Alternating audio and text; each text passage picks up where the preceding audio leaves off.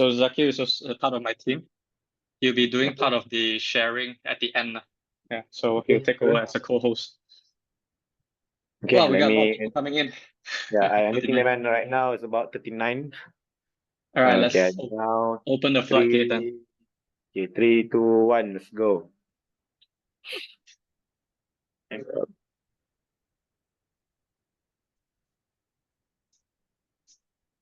Okay.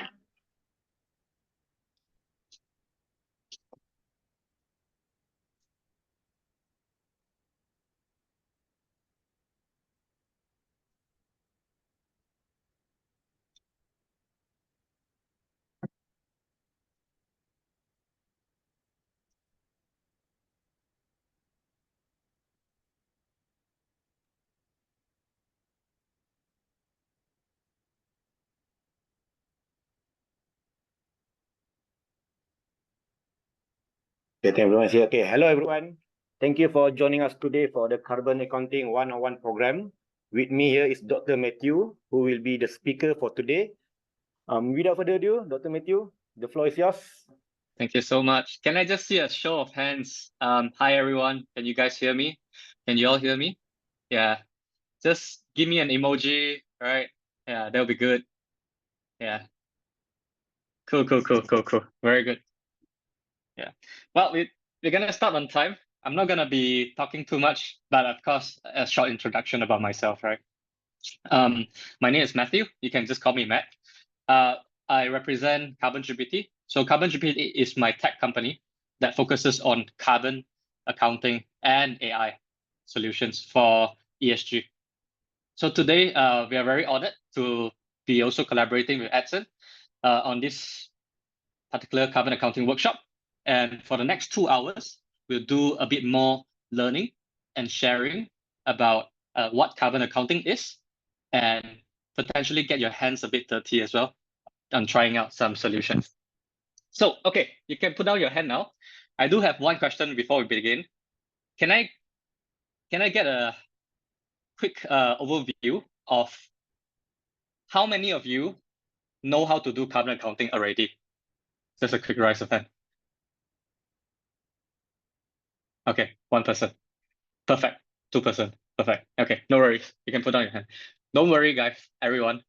I promise you, this workshop, this session, is designed and tailored for non-expert as well. So I believe that everyone will be able to benefit and take something home today, right? Regardless of you're from a technical or non-technical background, everyone will be able to get some insights and learning, especially during the Q&A sessions that we'll do at the end. So let's begin, because we are in between a lot of interesting agenda. So in conjunction of the National Training Week, this is a very interesting week itself, because it's a program that was launched last year by the Ministry of Human Resource, collaborating with HRD Corp.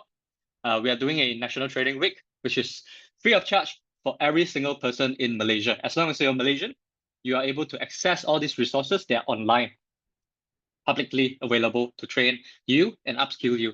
That's also why we are here today, to ensure that we are able to, contribute our expertise and experience towards nation building. So it's National Training Week.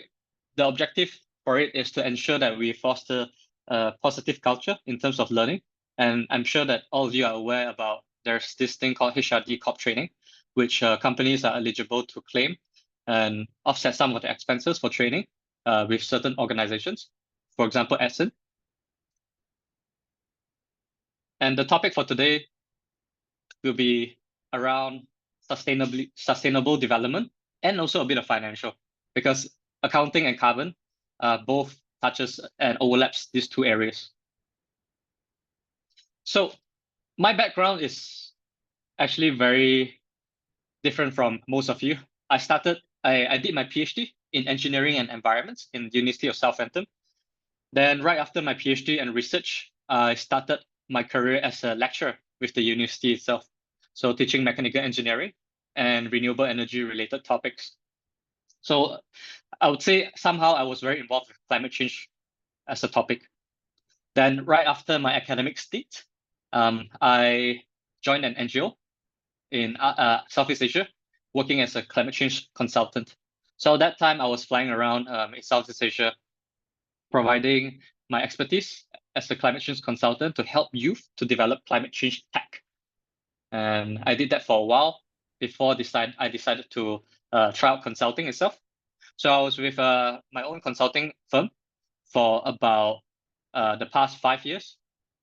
Until now, I'm still operating this consulting firm. It's called Carbon Works, where we help corporates to understand about carbon market, purchasing carbon related assets like carbon credits and offsets. Before last year, in May, we decided to start Carbon GPT. So again, our portfolios and our specializations are definitely in the carbon as a solution and carbon as a market. And we talk a lot about renewable energy, technologies, policies, ESG for corporates, climate financing, and also how to do your sustainability report, which is a very important topic for today because carbon accounting will directly contribute into this entire framework of reporting. So this is kind of like our current footprint. We've been on BFM, we've been working with MNCs, we've been working with listed companies on Bursa. We also have presence in 3 different countries, Malaysia, Singapore, and UK.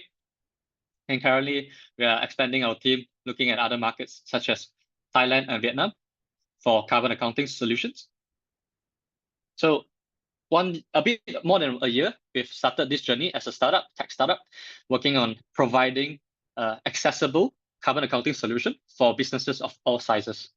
The mission for Carbon GPT is very simple, to really democratize this area of expertise, because often when people talk about carbon accounting or ESG, it seems very difficult, it seems very technical and very unapproachable. Usually it's the consultants that does it. But our goal is very simple, to provide everyone, even you, even me, even your normal financial accountant, the tools to be able to do carbon accounting. So this is what we're going to talk about, the fundamentals of carbon accounting. So everyone still can follow, yeah? So far, so good, yeah? Okay.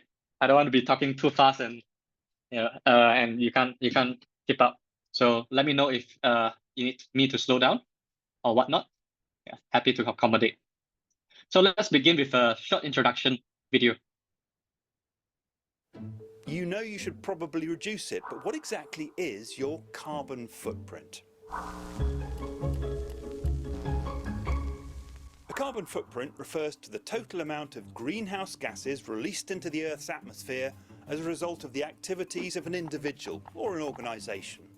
Remember, greenhouse gases trap heat inside the atmosphere, and that's overheating the planet. So if you want to work out your own carbon footprint, you need to know the amount of greenhouse gases, like carbon dioxide, you're responsible for creating. It's a difficult thing to measure precisely, and there are different definitions about how best to calculate it. But roughly speaking, there's the direct impact of using energy when we travel or to power our homes. And there's the indirect impact of the energy that's used to create all the things we use or consume. In the developed world in particular, transport is a big part of your carbon footprint. Cutting down on the use of petrol or diesel cars and taking fewer flights is one of the most effective ways of reducing it. The place you live also contributes to your personal footprint. It's important to make sure your home is heated or cooled efficiently and is well insulated. The more you can use sustainable energy like solar or wind power, the more you cut your emissions. The stuff you use at home also adds to the problem. All that plastic, metal and cardboard takes a lot of energy to produce and dispose of. So recycling can help reducing your carbon footprint, but not as much as how you travel or heat and cool your home. Then there's your diet. Above all, red meat makes your carbon footprint bigger because cows produce so much methane, another greenhouse gas. And huge numbers of trees are cut down to create pastures on which cattle can graze. In the developing world, polluting stoves are a real problem too, so it's important to try to replace them with more efficient methods of cooking. But overall, people in poorer countries produce far smaller amounts of greenhouse gases than people in richer countries do. So, if you look at just what a country produces, the average amount of carbon dioxide emissions per person in the United States is about 16.1 tonnes per year. In China, it's 7.1 tonnes, and in the UK, it's about 5.5 tonnes. But in the Democratic Republic of Congo, it's only 0.03 tonnes, while in Qatar, which has a really small population but produces so much oil and gas, it's 38.6 tonnes. Now, that's just production. It doesn't take account of all the other things we've talked about, how much you consume. But obviously, the more money you have, the more you tend to consume. So if people in richer countries really want to reduce their carbon footprint, they need to make huge changes in their lifestyles. It can be done, and new technologies to make things greener are coming on stream all the time. But it is a reminder that the declared aim in many countries of going carbon neutral by the middle of this century means a revolution in the way we live. Okay, cool. So my first question is actually, how many of you actually understood the word carbon footprint? Can you just raise your hand if you understood the meaning of carbon footprint? Okay, brilliant. Okay, so I'm gonna also help the rest of the participant understand a bit what carbon footprint means over here. So essentially, everything that we do, everything that we consume, everything that we buy in this world has an associated value and amount of carbon dioxide. What do I mean by that? From the day that you begin this morning, you wake up from your bed, the moment that you make your first cup of coffee, there's carbon footprint, because this coffee that you purchase could be sourced from Brazil, could be sourced from Utopia, if you like your single origin coffee. And this raw material, this coffee bean, are shipped and transport through the logistic supply chain, maybe shipping, maybe air freight, maybe land transport, all the way to Malaysia.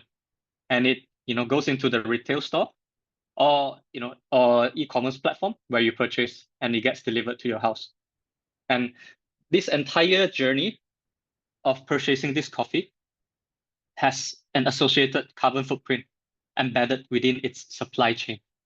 So everything that we do in our life, whether it's buying a coffee or going from your home to work, right? You travel, either you're driving, you're taking the MRT, the LRT, or you're taking the motorcycle, the bus.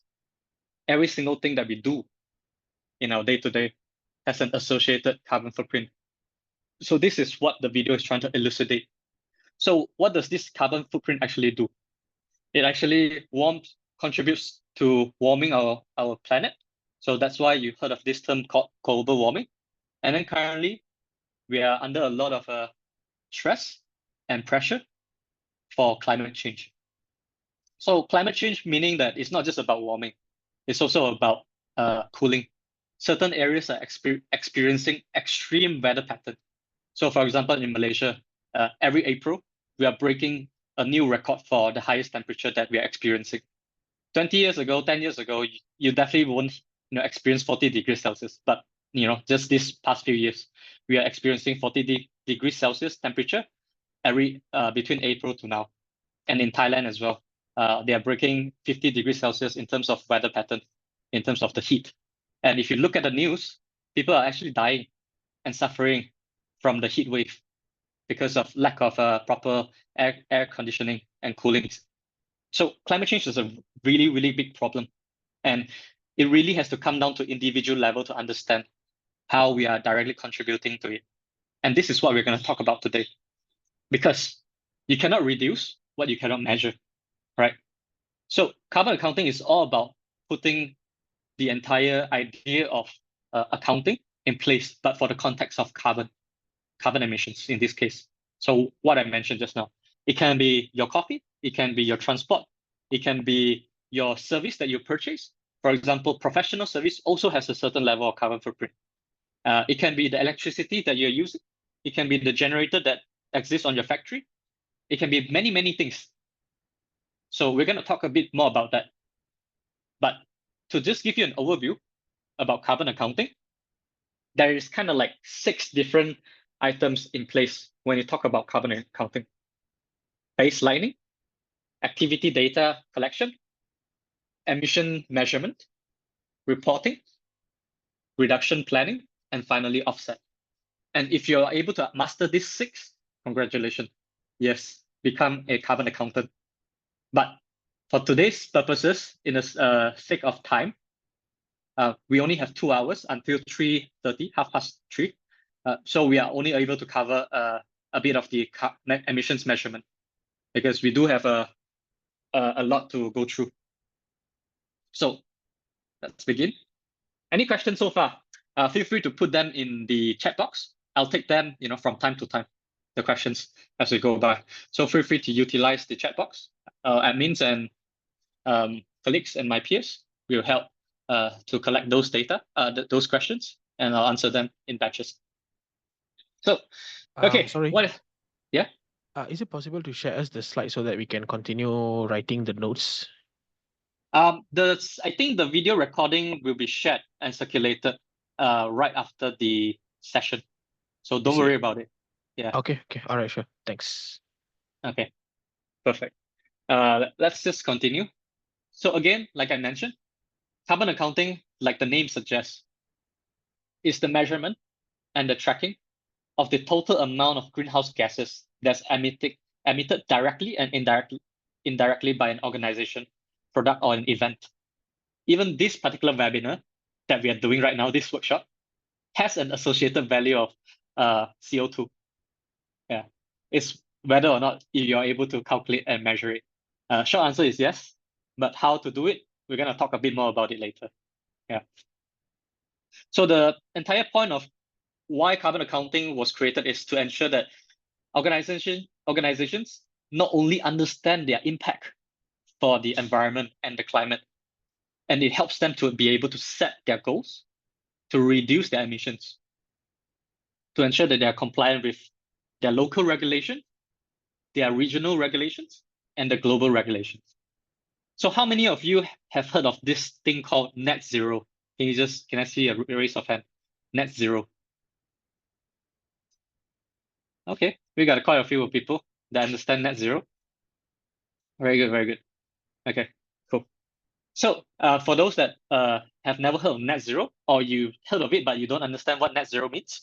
So net zero on its own doesn't mean much. It just means that it's zero, right? The net, the positive, negative, when they balance it out, is zero. But what I mean by net zero in this context of carbon accounting or climate change is that we have a global target of a net zero carbon emissions by the year 2050. So it's a target set by the United Nations to ensure that every single country, every single organizations out there in this world is combining our efforts to meet this 2050 net zero target. Meaning that hopefully by the time that we reach 2050, we will be not only reducing all our emissions, but we are also creating technologies that is able to remove CO2 from our atmosphere. So that's what net zero target is for 2050.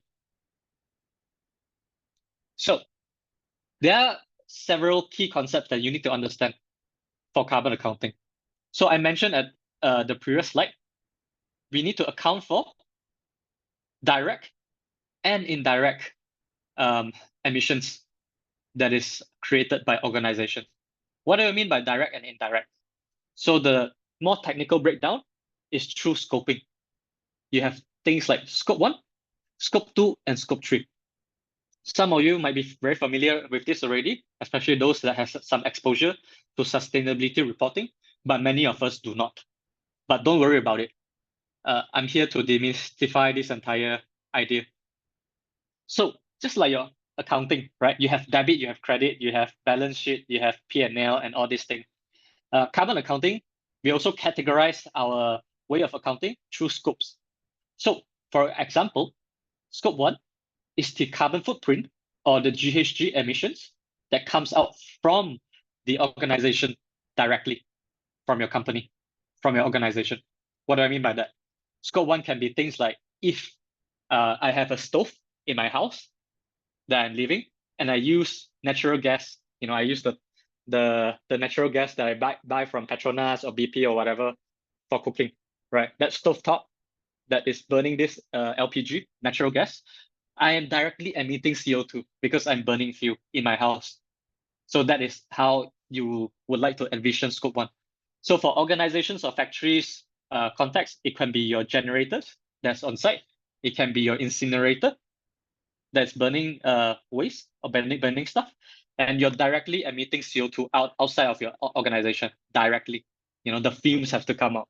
So that's scope 1 emission. So company vehicles also exist under scope 1 because my company owns this vehicle, right, legally. And that's why when this company vehicle is traveling, it's burning petrol, it's burning diesel. That emissions is also accounted under my organization and my business, right? So that's scope 1.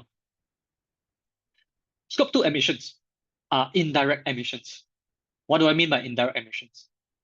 This applies to everyone. We are always indirectly contributing to carbon footprint that we don't know and we're not aware of. So I also need you all to understand what are these little things that you're not aware of that are contributing and emitting carbon dioxide. Anyone want to try?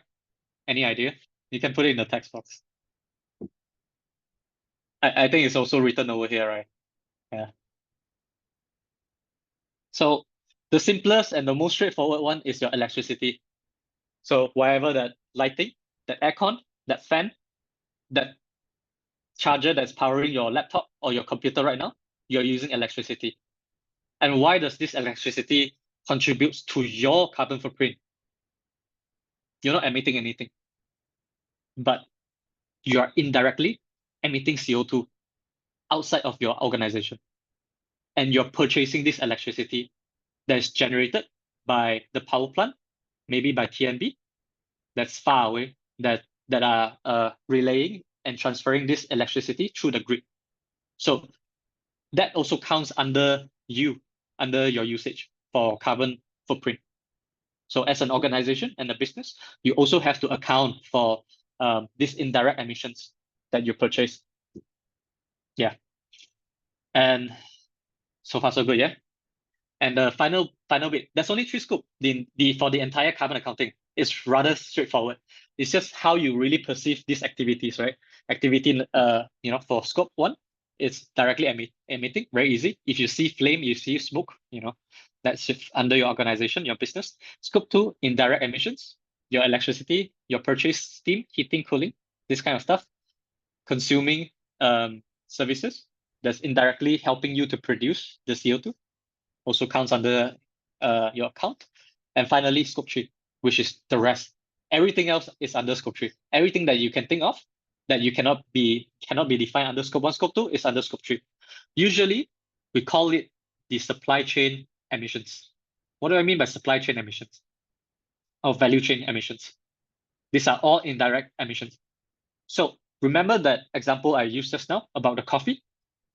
That coffee that you purchase it falls under scope 3. Why? Because making this coffee, buying this coffee, you don't see smoke, you don't see fume directly emitting out from this coffee. Scope 2, it's indirectly emitting, but not in real time, right? It's not like every month the coffee brand is gonna send you a bill like, oh, this is your carbon emissions. No, right? But instead, this coffee that you purchase, this product, the carbon footprint is embedded in the entire supply chain that is following this coffee bean, from the birth of this coffee, from the plantation, all the way to the retail, all the way to your home.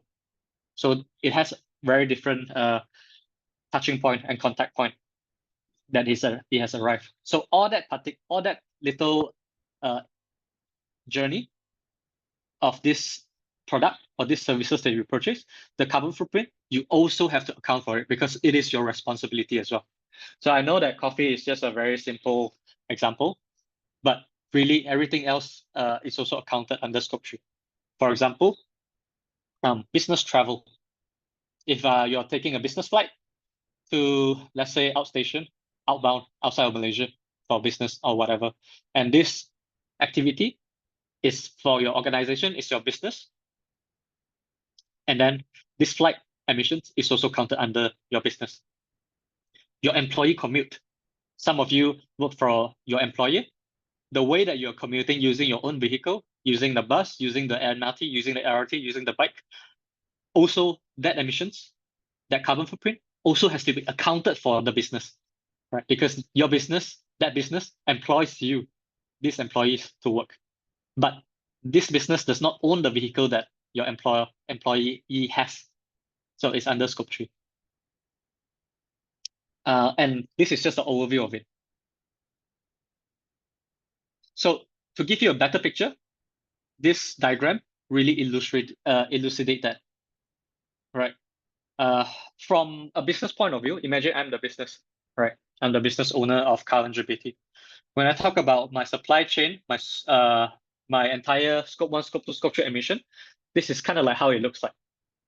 I rented an office space under company facilities. I have company vehicle. So these are all my scope 1 direct emissions. I purchase my electricity from TNB. Fortunately, I don't have to purchase cooling because in Malaysia, it's always so hot, right? This purchased electricity counts under my scope 2 indirect emissions. And then the rest, everything that exists for my upstream and my downstream emissions, they all falls under my scope 3 emissions. Can be purchased goods, employee commuting, business travel, leased assets, all the way to investment, waste generated, end of life product treatment, use of sold product, and your logistics as well. Everything else falls under scope 3 emissions, right? So far so good, yeah? Can I just see a thumbs up, thumbs up if you guys are still following, all right? Okay, great. Yeah. So again, I appreciate questions. So any question we collected so far? No, yeah? Okay. So if you imagine this, right, for this particular diagram, if it's just an example for one company, think about the millions and millions of companies out there that are not doing their carbon accounting, but they're emitting all this CO2 into the atmosphere, right? That's why we have a problem with climate change. That's why we have a problem with global warming, because we're not accounting for our business sustainability and environmental impact. But this entire thing is about to change in the next 1 or 2 years, because regulations are coming in hard and incentives are also coming in. Good news for you, all of us, right? And we're also going to talk about how you're going to leverage on all these incentives and what are the regulations and compliance out there to ensure to help you avoid penalty. So carbon footprint, or in this case, we are always interchanging it, right? I call it carbon footprint. I call it greenhouse gas emissions. I call it CO2 emissions, carbon impact, whatever it is. It's almost the same thing. But usually, the standard that we talk about when it comes to GHG or carbon footprint is CO2 equivalent. In this case, CO2e. So you saw just now in this diagram, right? Not only you emit CO2 as a greenhouse gas, CH4, N2O, HFCs, PFCs, SF6, all these different kind of tailpipe emissions, we also contribute to the warming of the planet. We also contribute towards climate change. And fortunately, there is a formula that you don't need to remember that most of the places are already converting for you. So for example, methane, this is about 28 times more potent than CO2, meaning that every kilo of CH4 is equivalent to 28 kilo of CO2. And there's a formula to convert all this that we don't need to know about today, fortunately. So that's why the universal denominator or the standard to when we talk about GHG is through CO2 equivalent. And I'm also going to talk a bit about emissions factor. So emissions factor, like the name suggests, is a formula. Think of it as a formula for us to calculate what is the intensity of the carbon footprint for the activity. For example, there can be an emission factor for the coffee that you produce, that you purchase. There can be a emission factor for the electricity that you purchase from TNB. There can be an emission factor for the business travel, for this flight from KLIA to Istanbul in Turkey. So if you think about it, emissions factor is just a coefficient, like I said, a formula. So for example, my emissions factor for the coffee can be in spending. So for example, every dollar that I spend on this coffee emits 2 kilograms of CO2. Of course, it might not be exactly 2 kilo. I'm just giving an example. So meaning that if I spend 50 ringgit buying this coffee bean, that means that I've emitted 100 kilograms of CO2 across its entire value chain. So for simplicity, emissions factor is very, very important to help us to do carbon accounting easily. So here are some examples, right?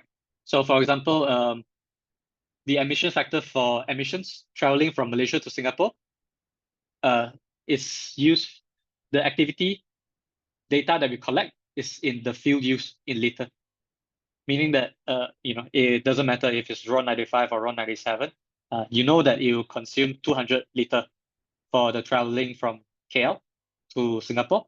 So you just have to key in 200 liter, multiply by the emissions factor, and then you get the CO2 equivalent of this journey of traveling. Or emissions from buying an office table from IKEA. In this case, this is money spent. So depending on the price of the table, we can also forecast and calculate and estimate the carbon dioxide and the carbon footprint of this particular purchase and activity. Yeah. So, and again, this is just a very, very brief overview of how it works in carbon accounting. So I want you guys to try it out yourself right now. Take 2 minutes to try it over here. So for the question on the screen, 6,000 kilowatts of electricity in a facility. How much carbon emissions is this? And also traveling for 200 kilometers. How much kilograms of CO2 are we emitting for these two activities? So I want you to try it yourself and put it in the chat box once you're done.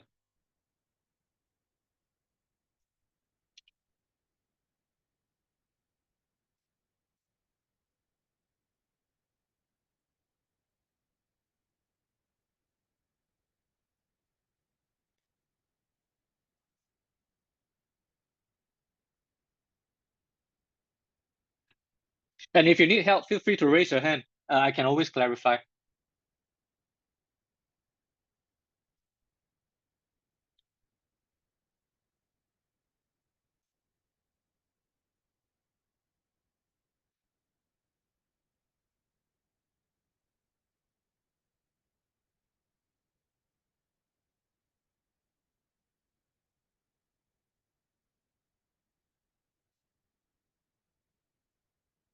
Okay, we have a question from Roshan Sidhu. So, okay, very good, very good. Everyone's doing it very, very, very well. So the question is, what degree of accuracy is expected when using or approximating these emissions factors? Very good question. So in terms of accuracy, it really depends on the activity data that is used and also the emissions factors that you apply. What do I mean by that? So as you can see over here, I have two questions. One uses kilowatt hour, and then the other one uses traveling in km. And then I also mentioned you can use spending, how much money you spend on the item or the activity to calculate the carbon footprint. So all these different emission ways of calculating and approaching carbon footprint and calculations, the degree of accuracy also varies. But fortunately, there exists a lot of database out there, publicly available database that contain all these different emissions factor that you can always refer and reference from. So one thing I should make sure that everyone understands, do not come up with your own emission factor. We are definitely not qualified to come up with your own emissions factor. So usually professionals like environmental engineers, they will conduct something called life cycle analysis on each of these activity to tell you exactly like, oh, that is why we can use km to calculate how much kilograms of CO2. Oh, that is why we can use kilowatt hours or ringgit or USD to calculate this carbon intensity for this activity. So every single emissions factor that you use is verified and validated before by an agency. And we always reference them, meaning that when we apply doing the carbon accounting and reporting, you must put in where do you source this emissions factor from, which agency, what year this data published, right? And then what is the number that you're using to apply for this carbon emission, right? And if you do that, if you reference everything properly, when during audit time, usually it will be fine, right? So when it comes to accuracy, right, I haven't answered the question. So accuracy, it really varies. For in general, spend-based has the lowest accuracy in terms of estimating carbon footprint as compared to activity-based. So the one that you see over here, these two are what we call average industry average emissions factor, meaning that it's across the entire industry. We've averaged the emissions of this activity, and we can use this emissions factor to estimate roughly how much CO2 that your organization or business is emitting. So yeah, so sometimes you also don't want to just use this emissions factor blindly, right? Okay, very well. We have some questions coming in. I will answer them one shot first before we proceed. But so far, I've seen everyone have done their try out calculating this carbon emissions. So okay, on to the next question. Is there a standard to follow for emissions factor?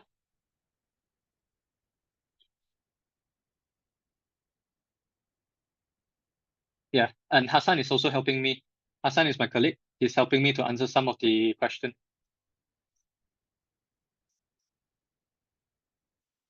So I guess the question I want to answer is there some kind of standard, and where can we get this list of emission factor? Usually emission factor and the tariff varies differently between your service provider. In this case, in Semenanjung Peninsula, Malaysia, we are using TNB because they are the only electricity service provider in Malaysia. And in Borneo, you have a different service provider, for example, Sarawak Energy. So the emissions factor for the electricity will be different. So you can either find it in their sustainability report. They do publish it on a year-to-year basis on what is the emission factor, or you can use you can use an average version, regional average version that's published by an environmental agency. For example, EPA or EIA in the US, BAIS. Yeah, there's no one standard that fits the entire world or the global requirement for doing carbon accounting. In fact, there's like 32 different agencies that publishes this emissions factor for different kind of things. So I'll talk about it a bit more at the end, but maybe let's proceed first. Yeah. So for those that try your hands with the calculation. Good job. So, and I want you to understand, right? We are just scratching the surface, right? Because in a business, you're talking about 10,000 moving parts. You have, let's say if you're a very large operation, you have 600 employees, and then you have to manually calculate 600 employees' emissions, right? And then if 10 business travel happens every week, you also have to account for all those business travel, whether it's by land driving, using company vehicle, or by flight, right? And then all the things that you purchase from your vendors, paper, office supplies, electricity, all that has to be accounted as well. There's a lot of things that you need to calculate. And you can't rely on spreadsheet or Excel sheet to do that accurately and consistently. So why is carbon accounting very important, right? Just because I'm sure that a lot of you understand that there's some kind of compliance requirement now that is existing across the world. And in Malaysia, you have Bursa also requiring all the public listed companies to declare their carbon footprint and to submit their ESG report, sustainability report. So that's one way of looking at carbon accounting. But more importantly, you're also communicating with your stakeholder. What do I mean by that? Because the new generations, or actually the current generations, they are very they put a lot of emphasis and focus on the company, right? As a brand, as an entity. So doing your part in sustainability, doing your part in carbon accounting, contributing to net zero agenda, a climate change movement, could help your brand to really stand out amongst the rest. And not to mention, we don't only serve the shareholders, right? We also serve our community. We also serve our employees. We also serve, our vendors and our clients. So we're talking about a stakeholder theory, not a shareholder theory. So it's quintessential that for us to understand why we are doing carbon accounting, not just to comply with the regulations, but we're also contributing to an overall picture of the climate change agenda. And you also can gain some kind of competitive advantage. Do you know that if you can perform your carbon accounting, you can do your scope 1, scope 2, scope 3, Alliance Bank is offering 1% lower for 1% lower loan rates for businesses, right? So immediately you can benefit from things like that if you learn how to do your carbon accounting, and on a very basic and preliminary level. Yeah, you can enjoy all these benefits. So okay, standards. Someone mentioned about standards. So there is a global standard that we follow on, a few actually out there. But for carbon accounting, okay. Also, one more misconception that I need to clarify. Carbon accounting is not directly the same and equal as ESG. They are not the same thing. Carbon accounting exists under E of the ESG. So ESG is environmental, social, and governance, right? And carbon accounting definitely contributes and stays under the vertical of environmental, and only environmental. And for ESG, you have a lot of standards out there. It's like an alphabet soup. I can spell it out for you. You have SBTI, TCFD, ISSB, IFRS, you have Bursa standard, you have the Singapore SGX standard, you have Indonesia standard, you have Thailand standard, right? ESG standard I'm talking about. And sometimes it's very confusing and troublesome to, you prepare one sustainability report, then suddenly, your clients or someone else, regulators come and tell you, oh, sorry, we don't accept this format. Can you just change this into a regulated format? Then you're like, I need to do it 10 times for 10 different standards, right, for ESG. But luckily for all of us over here, you're here. This is good news for you. Only carbon accounting is one size fit all solution. We all follow GHG protocol. All the standards that I mentioned just now, all the alphabet soup, TCFD, SBTI, IFSSB, Bursa standard, we all uses GHG protocol for carbon accounting standard. Okay, because carbon accounting is a very technical field, and the technicalities is built upon science, right? And we need the technical and the science and the evidence to support these calculations. So we all follow the same GHG protocol standard. But for ESG, sometimes it can be a bit different depending on the regulator's focus and the prioritization.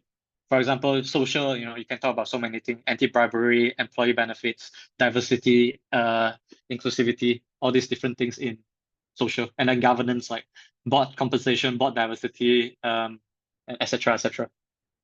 But for carbon accounting, luckily for all of us, it's the same. So GHG protocol, like I mentioned, is a globally recognized framework to do measurement and managing greenhouse gas emission, right? So it is a standard, it is framework to help us and guide us with the tools and the training for businesses and government to understand what carbon accounting is, all right? So GHG protocol, they are a non-profit, a group of scientists that came together and they designed this framework to help us understand how do we do carbon reporting. So the goal is to ensure that we have a very straightforward and very standardized manner of measuring and managing our carbon footprint.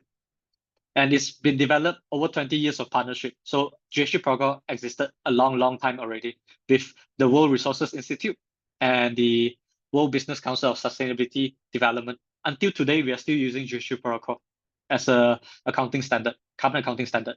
Just like your financial accounting, IFRS is the group that is, recommending and proposing the financial accounting standard globally, so that everyone understand what is financial accounting, and they standardized it. So similarly, carbon accounting, we have GHG Protocol doing the same. So like I mentioned, it's for standardization, guidance, tools and trainings, and global acceptance. Even I myself, I was trained under GHG Protocol, and my certifications is from GHG Protocol. So, okay. So now the standard is out of the way, right? Let me just check if there's any other burning questions.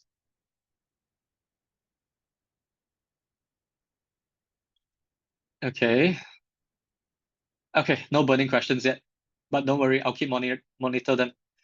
So like I mentioned today, because of in the essence of time, to give you a taste of what carbon accounting is, I've chosen the most exciting part for us to, share with you so that you can experience and be a carbon accountant for 2 hours. All right, so play along with me, yeah? So which of the following is easy to collect and measure? A question for all of you. So imagine I have a factory, business, and I'm burning fossil fuel to generate electricity from my factory. So it's called stationary combustion. I'm burning gas, I'm burning diesel to power my station, right? And so can you tell me if this is direct, indirect, or supply chain emission? And what scope does it fall under? Scope 1, 2, or 3?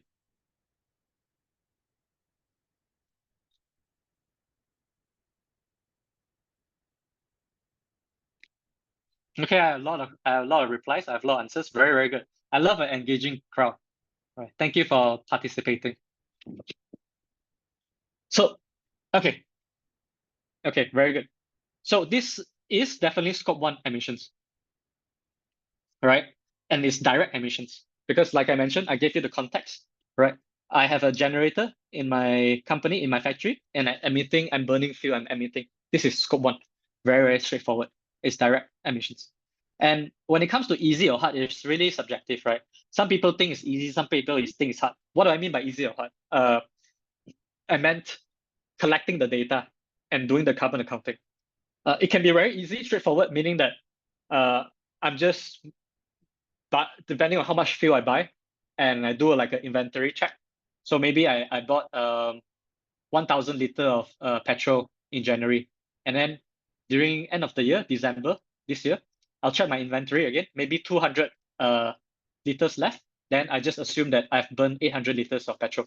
Then I'll do my accounting like that. Or you can monitor it every week, like you have somewhere for you to key in these values of how much fuel you burn on your generator, and you do it every week or every month for you to collect those data. So those are the things that people don't talk enough about that actually uses the most time when it comes to carbon accounting. Data collection is a very large bit. And like I said, this is just one of the examples. So okay, let's try the next one. So for business travel, what scope does this fall under, business travel? Is it direct, is it indirect, or is it supply chain?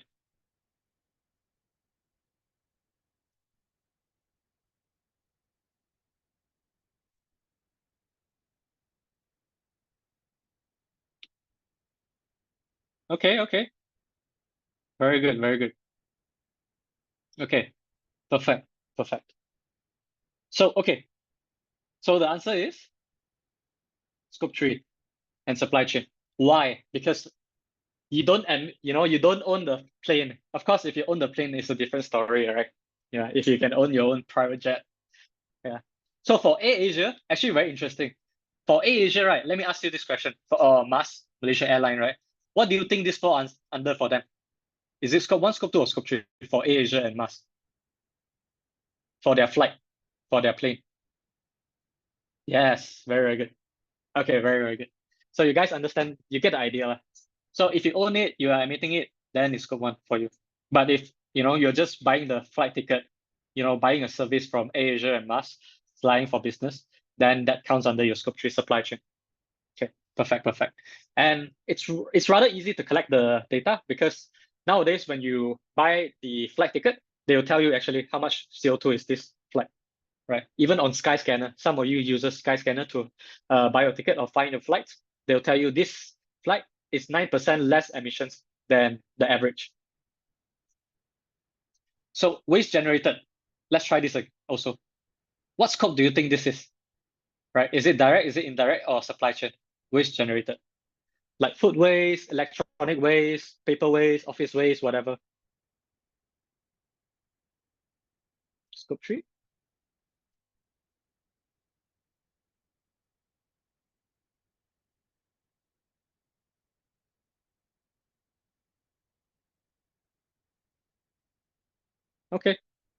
Okay, cool.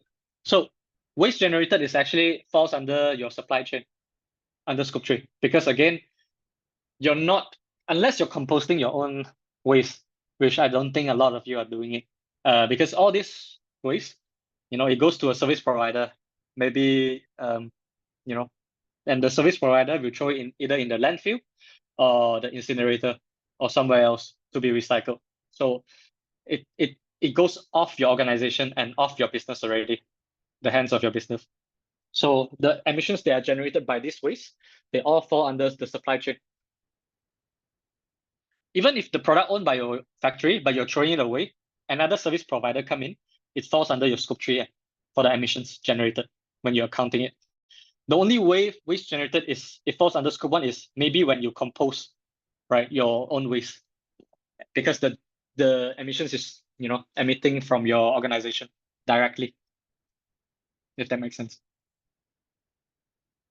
So okay, last one. I promise you.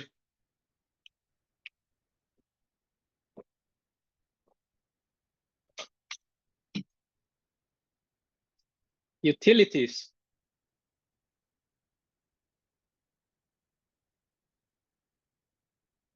Cool.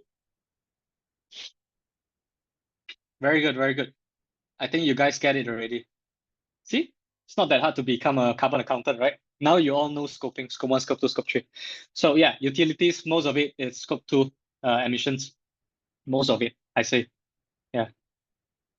Okay, and for your information, with under GHG protocol, we've already categorized all these different scopes in its respective category, right? In scope 1, scope 2, and scope 3. Sometimes it's easier for us to just use this category.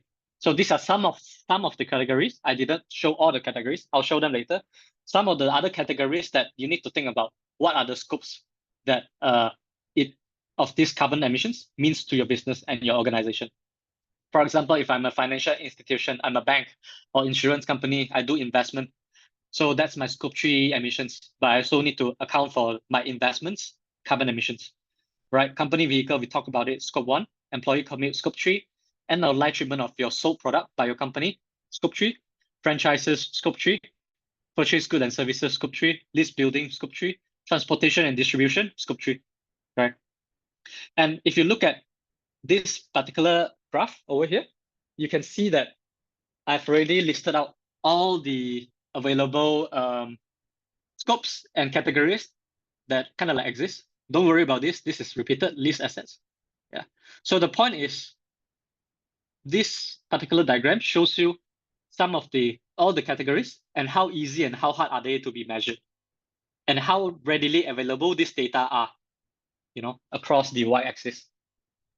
So for example, the easiest one. So if you go along this way, this direction, can I draw on here?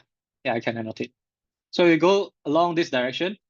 This is easy and available. So we should always look at here first, which makes sense, right? Purchase electricity, or in this case, this scope 2 data is the easiest to collect and easiest, the most available data out there, because TNB always sends you a bill, right? And from the bill itself, you can just see how much kilowatt that you use this month. And it's very easy because you just apply the emission factor and you get the calculation for your carbon footprint on electricity bill. But if you go along this way, maybe I should use another color. Okay, let's try red. If you go along this way, this is the categories that are very, very difficult to collect data and very hard to measure. Yeah, use of sold product, end of life treatment of sold product, processing, transportation, distribution, capital goods. Sometimes these are things that are very, very difficult to measure, right? And very difficult to access in terms of the data availability. So yeah. Let me just clear my screen.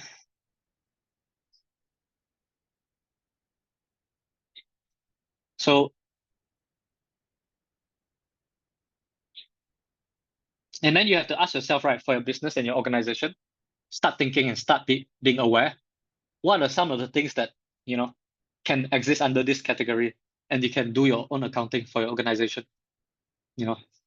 and what are the scopes? So, okay, let's move on.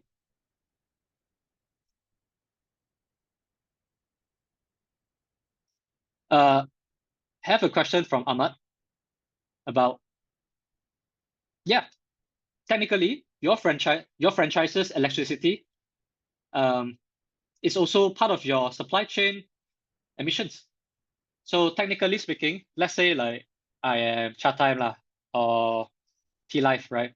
I have a lot of franchises. My main company, when I do my reporting, all my franchises, I need to collect data from them. So what kind of data I'm collecting? I'm collecting their scope 1 and scope 2 data, meaning their electricity data will roll up and aggregated into my scope 3 data for me as a headquarter, T Life or Chatime, or whatever franchising business you have. Yeah. So that is how it works. So just again, an overview for your scope 3 supply chain, their scope 1 and scope 2 usually is your scope 3 emissions, if there is any business engagement with them. So this is the entire flowchart of the accounting and reporting cycle.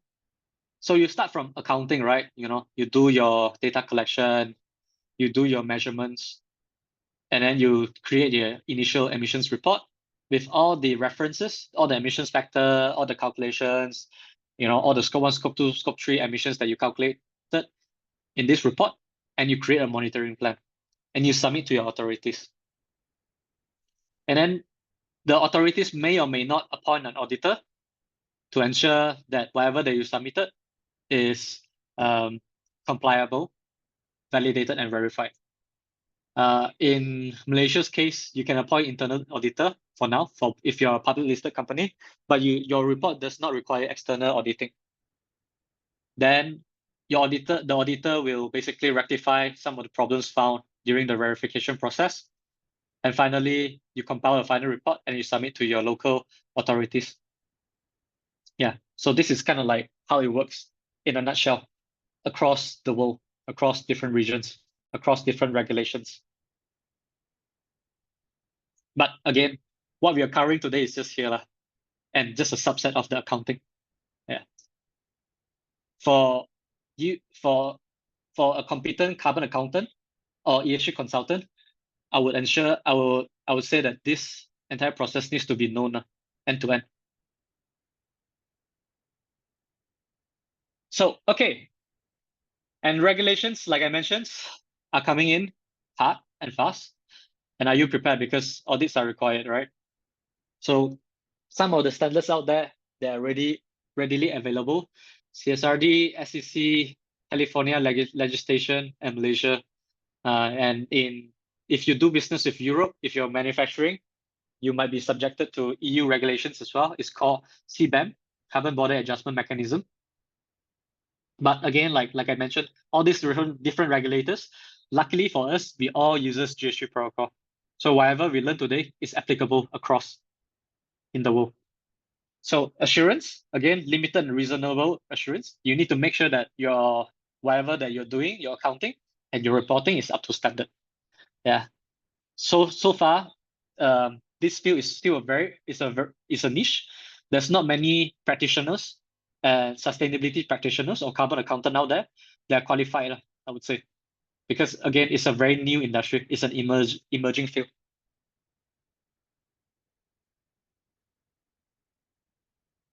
So the problem with carbon accounting, like I mentioned, and I show you in the flowchart, is that you really have a lot of moving parts, right? Imagine if I go into a company, let's say a shopping mall, and I'm doing a sustainability reporting or carbon accounting for this shopping mall, for the entire shopping mall. I need an entire team for it, right? Maybe the mall will build its own ESG team. They will have their own ESG department. Or if they don't want to do that, they can hire sustainability consultant. Big Four is doing it. You have MBBs as well and other smaller firms doing this sustainability consulting. Or you can contract a freelance consultant or freelance carbon accountant just to do the carbon reporting part.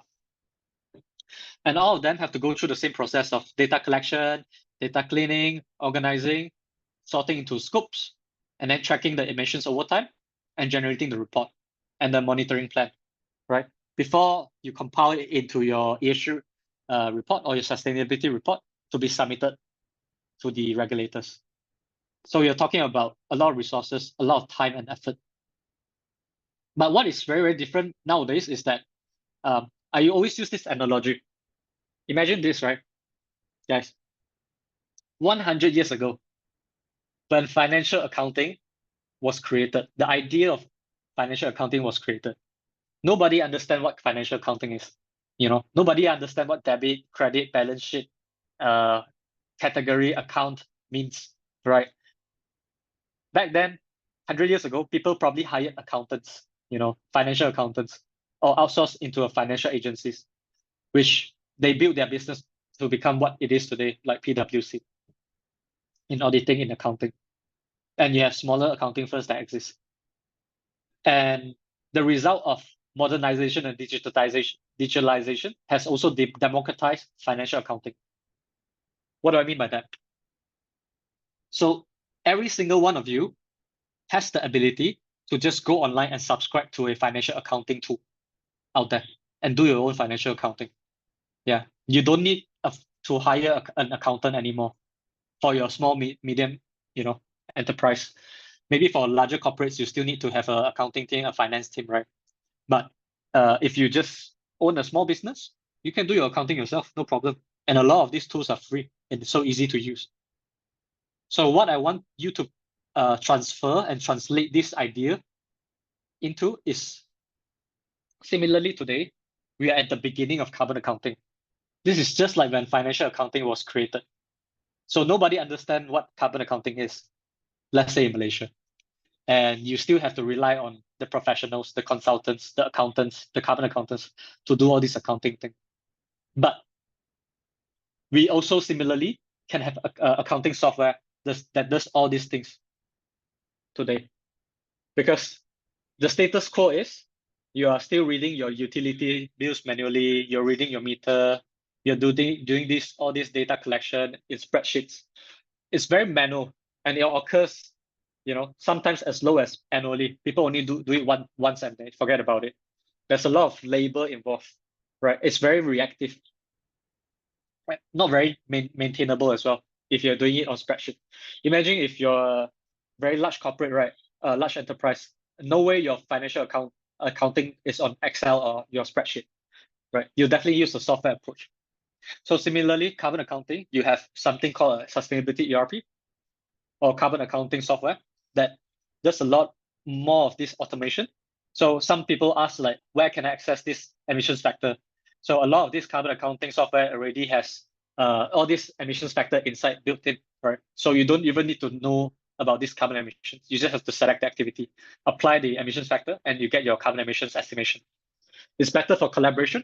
You can invite your facility manager if you have different outlet. You can invite your franchise collaborators to come in and submit their data. You can invite your service provider, your supply chain, your vendors to submit your data. And software approach is definitely much more scalable, reportable, and reliable. So the reason we are called Carbon GPT is because not only we are in the space of sustainability, we are also in the space of digitalization and AI. And we've also created a software approach to help companies and businesses to ensure that they've streamlined the entire process of accounting, collecting data, tracking, and generating the report. When I say generating the report, right, I'll show you how, I'll probably give you an example of how a carbon report looks like. Yeah, and how fast as compared to Carbon GPT we generate a report. So for the live demo, which I'll invite all of you to try also later, I'll have Zakir to take over this particular segment for the live demonstration. Okay, I'll be sharing my screen now. Matt, can you close the screen?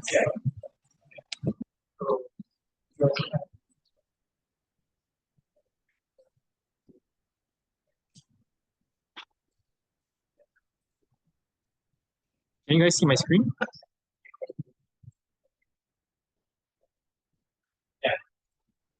Okay. So this is the sign up page when you start using our software. Just enter your email address, your password, and then you repeat your password for security purposes. And once you have that done, get started. Save your password if you need to. So you receive a confirmation email here. Just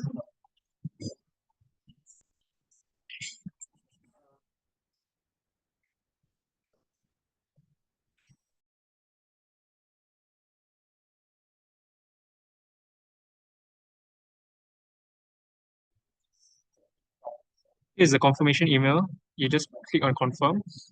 Then it will bring you back to the Common GPT software. So here you can set up your organization. So you just enter whatever your organization name is. So let's just name it, for the sake of simplicity, ABC123. Click continue. You can invite members if you need to, but we'll skip that for now. And then the process is complete for your sign up.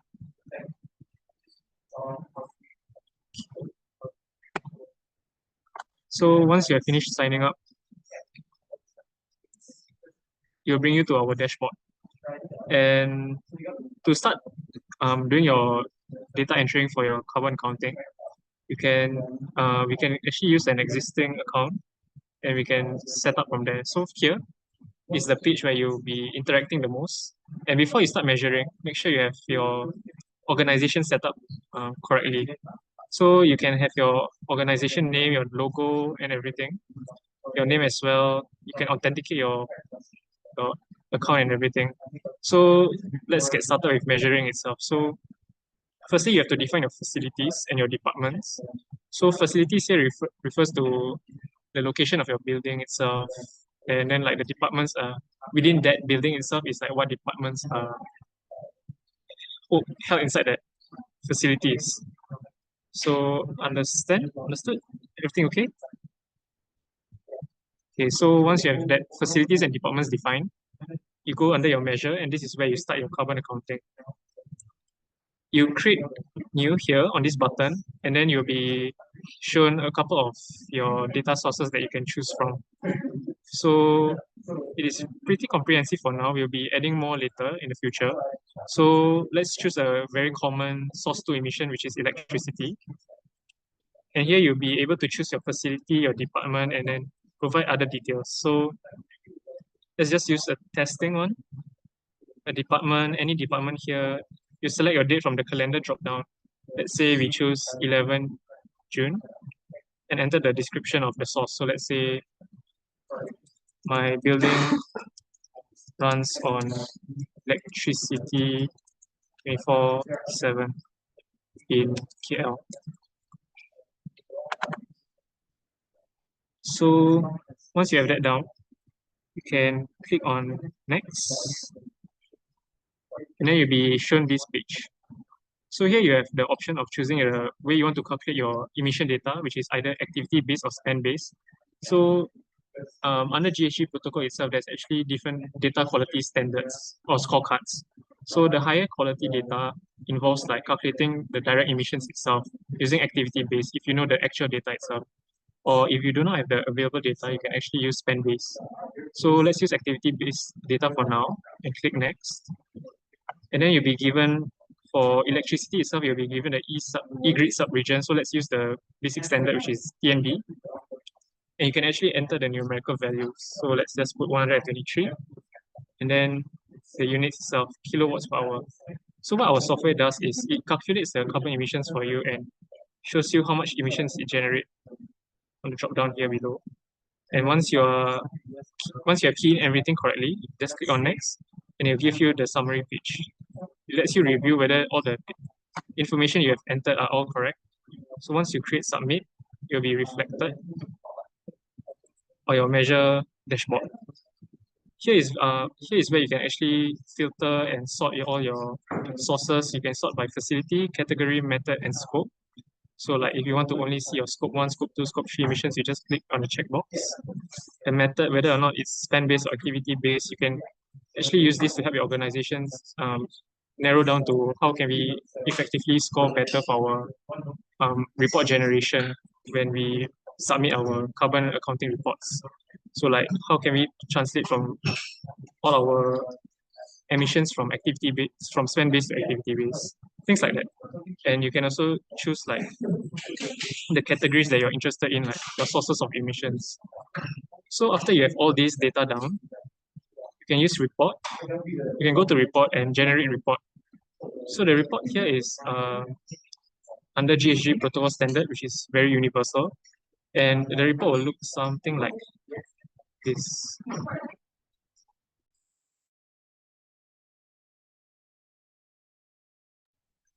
Let me share a different screen. Okay, so this is what the report will look like. It is very comprehensive. It follows GHG protocol standard, as I mentioned earlier. It even has charts for you to see through to help you visualize better about your data emissions. It breaks down into scope 1, scope 2, scope 3 activities. It also tells you what the scope of the report covers for audit purposes, where people can actually understand what your business's carbon emissions are like. It shows you the facilities, how many employees there are. So all of this is very comprehensive when you generate the report using our software. And it helps you actually understand better where are the gaps that you need to fill in reducing your carbon emissions. Okay, so not only are we a carbon accounting software, we also have a niche in AI. So if you click on Ask AI, it is essentially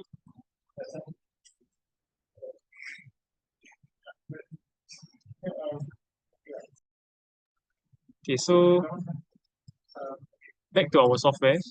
What makes us special is that we have an AI assistant to help you with your carbon accounting report or anything that you have questions about in terms of like sustainability or ESG. So let's look at so this is what it looks like, the interface, and I'll show you more in our demonstration through a video.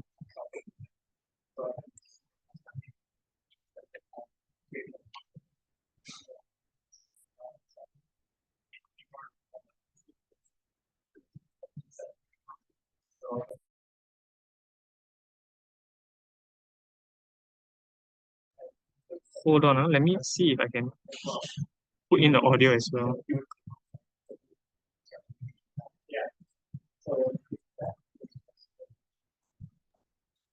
I think you have to click on the audio checkbox when you share the screen.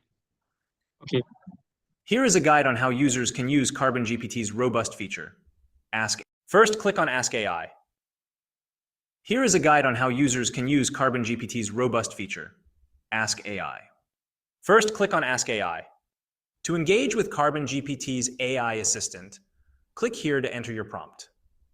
Enter the prompt into the text box. Once the prompt has been typed, click on the Send button. Here, a detailed response is shown. The response is broken down into summary of emissions, breakdown by activity and source, key insights, and last but not least, recommendations. Another tip is to ask AI to teach you more about ESG and how it affects business operations. Click Send once the prompt has been entered. Responses such as these, which are detailed, actionable, and business-specific in nature, empowers businesses to integrate ESG principles effectively, driving both ethical impact and operational benefits. Now, let's say you are curious about specific sustainability efforts, such as SBTI and baselining. Enter your prompt and click Send. Carbon GPT's AI assistant was developed to act as your personal chief sustainability officer. Prompting questions on sustainability efforts like SBTI are important for businesses to reduce emissions and enhance their reputation by aligning with global climate goals. Thus, our software supports these efforts by helping businesses track and manage their sustainability targets effectively. If users are unsure of how to use Carbon GPT, you can simply ask our AI assistant with your prompt and click Send. The structured, detailed response clearly illustrates the software's comprehensive capabilities and benefits, reassuring businesses that it can effectively manage their carbon footprint, ensure regulatory compliance, and support sustainable practices. Lastly, let's see how our AI assistant handles your data-specific inquiries. You can prompt the AI with questions such as, visualize my business's emissions in a pie chart, categorized by sources of emission. Not only are users given a visualization of their prompt, the AI assistant also lists each of your emission sources. Also, as you hover your cursor over different sections of the chart, you'll see detailed information pop up. This includes the specific category of emissions and the exact amount in metric tons. Finally, users are able to save these visualization charts by clicking on the Download Chart PNG button. Okay, so just to recap on how you can use our software. So firstly, just go to organization and define your facilities and department. Go to measure. You can create new to enter your emission sources. And yes, so for now, you guys are only able to use our measure and dashboard, where you can see your scope 1, scope 2, scope 3, and all your emissions measure. And for our report, it's only for higher tiers if you are much more, if you subscribe with us at Carbon GPT. So I hand over back to Matt.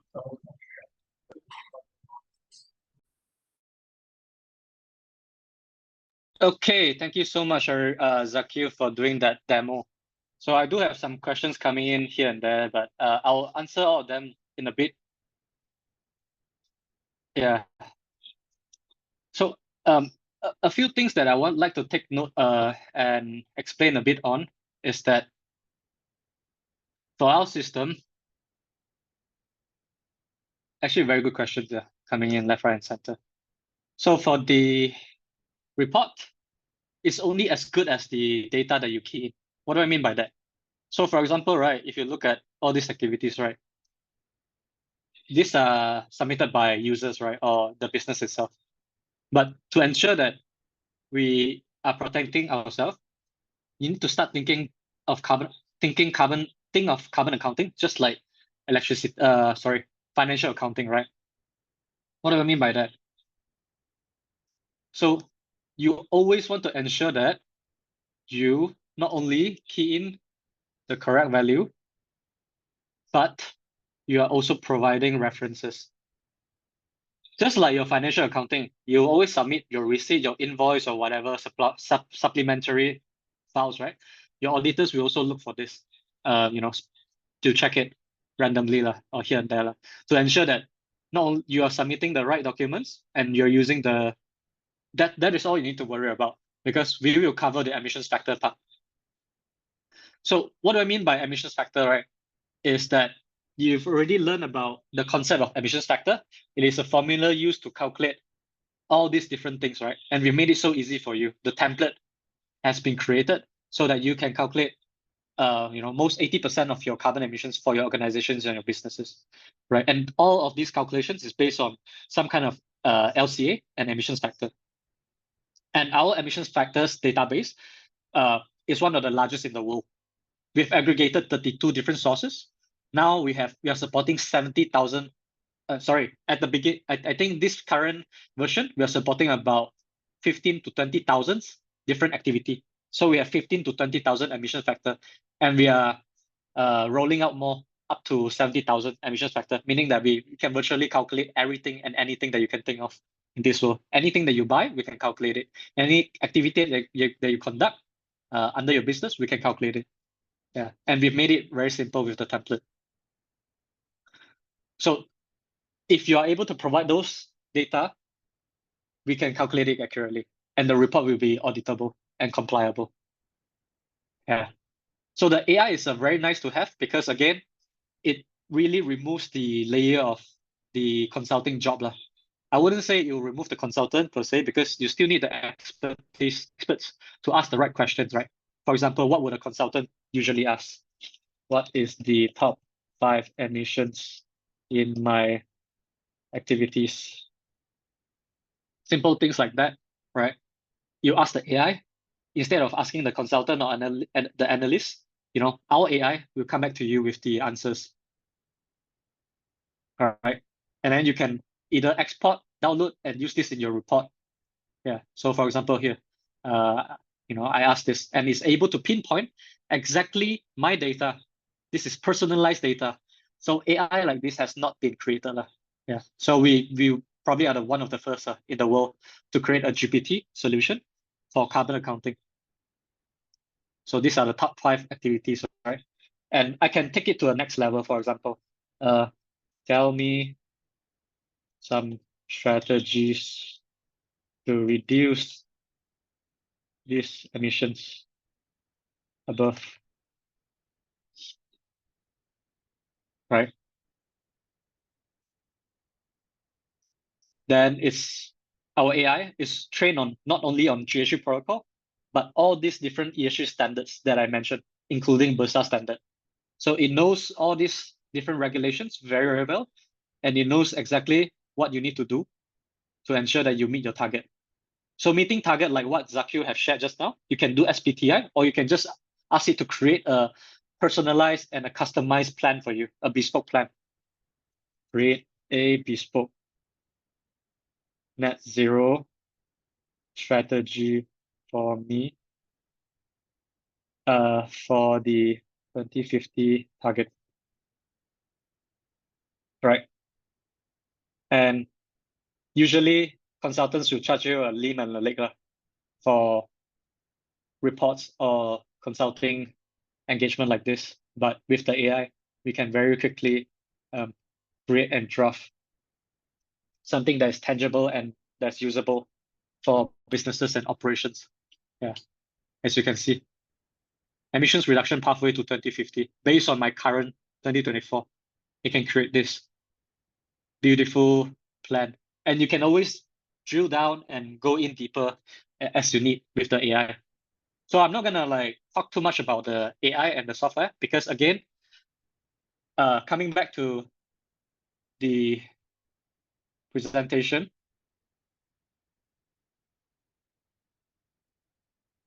the point that I'm trying to explain is that we now live in an age that we don't need to learn how to use balance sheet or bookkeeping, right? Books to do our accounting anymore. We have software, we have better solutions and technologies to help us access this information and knowledge. And imagine that going through a 2 days program with us, training you about the rest of the carbon accounting, is able to empower you to do carbon accounting, at a global standard, at a global level, right? So that is the kind of technology that we are harnessing and providing for everyone. And did I mention that our software is free to use for everyone right now? Yeah. So the free tier version do have some limitations, but it's enough to help you kickstart and learn a bit more about carbon accounting. So the paid tier includes the report generation and more AI features that definitely the larger companies will require. Yeah. But before we go into Q&A, right before we go into Q&A, I'll answer all the questions that you've asked. I'll need you guys to do a feedback for AdSense and for us, right? So do feel free to please do a quick review for me very quickly. Thank you so much. Appreciate it. Yeah, and I'll start taking some of the questions.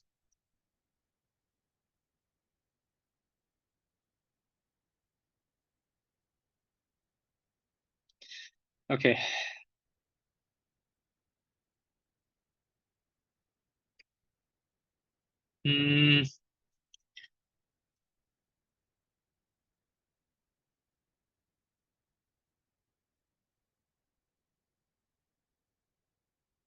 So okay, Ben Lim asked a question about, can the software cover product carbon footprint like CLCA? Unfortunately, no, but you can key in your custom emissions factor based on your LCA that you conducted. We don't do the LCA part.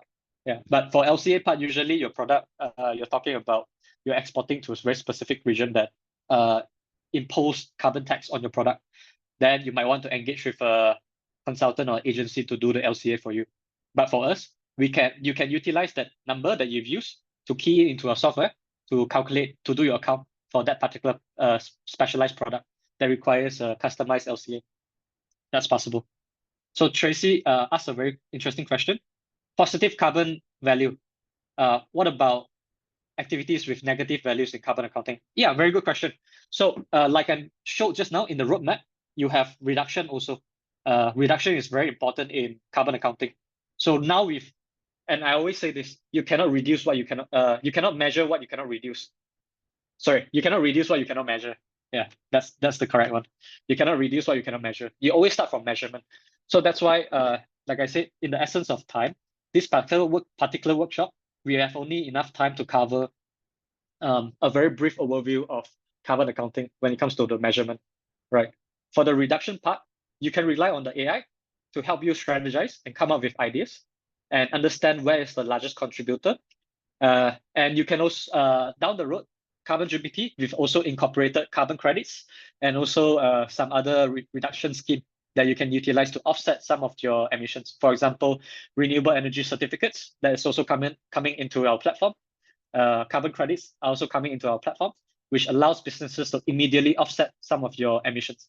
And that will be incorporated into your report. But for now, we only do the accounting and the measurement and the reporting part, right? So Boon Yi. So also I need you guys to also do the feedback on our end, right? Yeah, for inquiries. Please, while I'm answering the questions, do fill up the feedback form. Really appreciate it. And I have a few more materials right after this to cover as well, because we have about 15 to 20 minutes before we end the session. Yeah. So, okay, Lai Boon Yi. Does the report consist of scenario sensitivity analysis? That's not covered in the report at the moment. Our AI is able to do the scenario and scenario planning, what if analysis. But in another 2-3 months, we will roll up the features for including the scenario and sensitivity analysis in the report based on the AI suggestions. Yeah, based on 1.5 degrees Celsius or 2 degrees or even 3 degrees scenario, or SBTI, or if you're using ISSB standard, we can do all that scenario planning. Yeah. So okay, scope 1, scope 2 is very straightforward. Supply chain is scope 3. It's very broad. Standardly speaking, is acceptable if we declare some only for scope 3, whereas some of it we don't have the value. Very good question. Very good question, AL.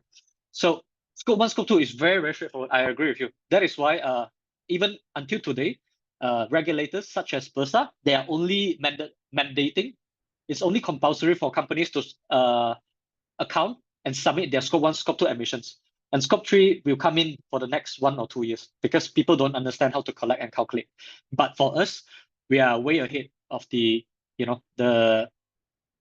regulations, and we are preparing ourselves for scope 3 already, starting from the simplest stuff like business travel, employee commute, or waste generation. And down the road, like I said, when we roll out our 17,000 emissions factor database, you practically can calculate everything without relying on your vendors. But generally speaking, scope 3 is very difficult because it involves supply chain. Even now, a lot of companies are requesting data from their vendors. So for example, if you're working with, if you're in a B2B, you work with large corporates and enterprises, sometimes they are requesting data from you, your carbon emissions data from your company. So you need to generate a report like the one that I showed you and submit it to them. Otherwise, you might lose this client. Yeah. So for No Shafika, asked about water utility. Yes, we will have a water utility function in the next month, or end of next month, where you're able to record the water usage for your company, which is also contributing to the entire sustainability accounting standard. So for now, we only have the carbon accounting, but next month we should be able to have the water and energy. Yeah, energy efficiency analysis. So to connect with us, Carbon GPT, you can fill in this form. Yeah, this particular form. So technology available for negative carbon accounting. Actually, I'm doing the Q&A already. Yeah, why not let me quickly go there first before I do the Q&A session. Can I have all your attention and your focus a bit more? So I'm gonna talk about what's next. All right, just spare me 2 more minutes, right, before I go through the Q&A. Thank you so much. So really, what's next, right, with Carbon GPT and for you? So you have an idea about how our system works, and what is carbon accounting. So realistically, I would say that to really become a carbon accountant that understands the entire process, we'll have to go through two training with you, 2 days training with you, to cover all these 6 areas: baselining, activity data collection, emissions measurements, reporting, reduction planning, and offset. And Epson and Carbon GPT, we are both HRD Corp training providers. We are now collaborating with Epson for the NTW. Do reach out to them if you want to learn more about our public training courses, so that you're able to attend.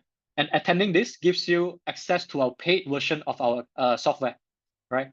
Sorry, attending the training course gives you access to our paid version of our software. Of course, terms and conditions apply, right? Do reach out to us for more information, because right now we are trying to ensure that we are able to provide the software to you at the lowest cost as possible. So you're going through the HRD claimable route, definitely is more feasible for most businesses, understandably. So do reach out to us to learn more about our training course and how you can get your hands on the software and the paid version with the AI and the reporting. Okay, I think that is really all of it. Yes, Q&A finally. This is really the end of the session, but please don't go. I'm gonna take the questions right now, and we're gonna take a group photo, if you don't mind. I know, like, it's very cliche thing to do for webinars, but yeah. Okay.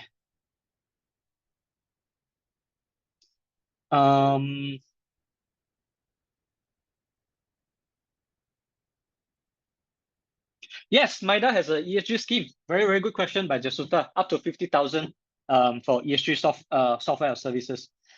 We are in touch with MIDA. Potentially, you can claim it under the MIDA grant, yeah, for tax rebate. Yeah, we are working closely with MIDA to facilitate this process. But do reach out to us to help you understand a bit more about the procedure. And I think that is really all the questions. Maybe one more from City Tia.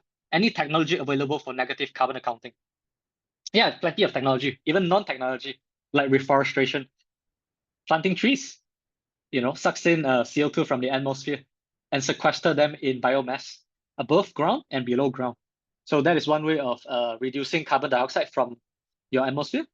There's also technologies like what we call direct air capture, where basically it's just a very big fan and it's sucking air constantly and removing CO2. And this CO2 are then like stored underground or in other ways. So there are many technologies out there like that for reducing or removing carbon dioxide from the atmosphere. And a lot of them are also producing carbon offset, carbon credits that you can purchase to offset some of the carbon emissions from your businesses. And I always say this to businesses: you should try to align your efforts for reduction, which is closely related to your business. So what do I mean by that? For example, if you're an oil and gas company, you're in the shipping industry, let's say, right? You should be looking for carbon credits that are contributing to blue carbon credits. For example, mangrove replantation, coastal rehabilitation, and restoration, those kind of carbon credit. And yeah, try to find something relatable and to contribute towards the effort and aligning the efforts. closely to your business business nature. The report aligns with GRI standard. Yes, of course, it aligns with GRI standard. No shahada. Like I said, everyone uses GHG protocol for carbon accounting. Remember, what we're selling, the result is a carbon report that complies with all these ESG standard. We are not selling an ESG report, which is very, very different, right? Carbon report is part of what you need for the ESG reporting.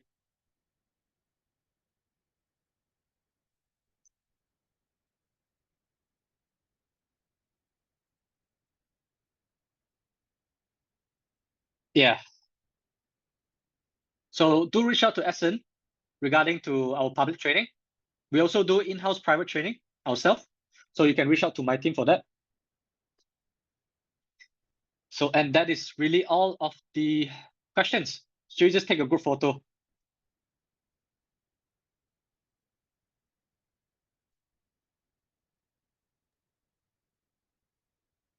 Okay, thank you everyone for participating in today's session.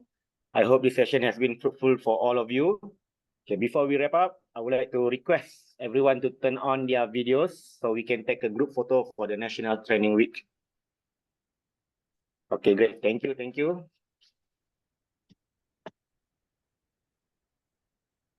How about the others? Mr. Al, Mr. Hadi, so Hangyo.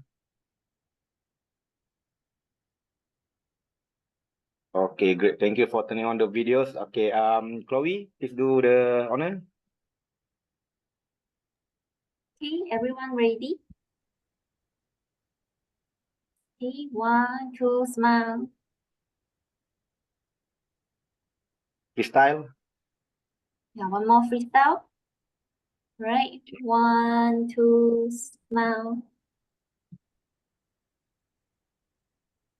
Okay, thank you once again, everyone. Please All right. refer to the chat box. Please refer to the chat box for details to our social media accounts. And let's get connected. Go. Thank you, everyone. Thank you again. In 2017 macam tu lah. Okay. Right. So, remember, 20% of what you... Is that a question? Apologies. Thank From you so Mr. much, Al. everyone. No, it wasn't. Yeah, thank you so much. All right, I'll see you all very soon.